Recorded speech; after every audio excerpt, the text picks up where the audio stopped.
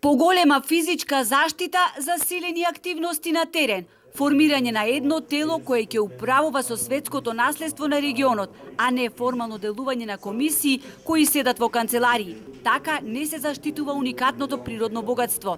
Имате најдобри планови кои сум ги видел, но само на хартија, отворено порачуваат странските експерти кои 2 дена го чешлаат заштитеното подрачје на Охридско-Струшкиот регион. Меѓу нив има и представник на УНЕСКО. Проблем број 1 велат седи во градбите. Охридско језеро е едно од... Тоа што се случува овде на вистина не би смеело да се случува. На подрачје кој има толкава глобална вредност не само за Македонија. Знаеме дека ситуацијата е уште потешка во Струга. Струга е дел од Охрид и не е различно подрачје.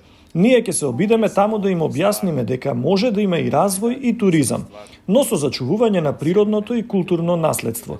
А оние кои гледаат само некој напредок во смисла на масовен туризам или масовно градење, ќе мора да се дојде до некој компромис, бидејќи ова вака понатаму не ќе може. Бернската конвенција на Советот на Европа на крајот на 2021 година отвори случај против земјава за заканите врз Охридското езеро и Галичица по жалба поднесена од граѓанската организација Фронт 2142. Во врска со ова, македонската влада беше обврзана да достави извештај до Бернската конвенција, но ги проби роковите повеќе од 1 година. Општина Охрид превзема се што може да го зачува Охрид на листата на УНЕСКО.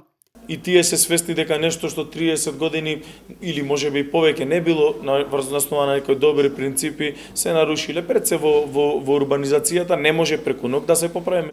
Експертите зборуваа за заштита на студенчишкото блато, отстранување на сите нелегални објекти таму, кажаа стоп за изграда на марина кај каналот Студенчишта. По завршување на посетата ќе изготват заклучоци кои ќе бидат доставени до локалните и централни власти, а ќе мора да бидат имплементирани до декември кога уште еднаш ќе ја посетат нашата земја.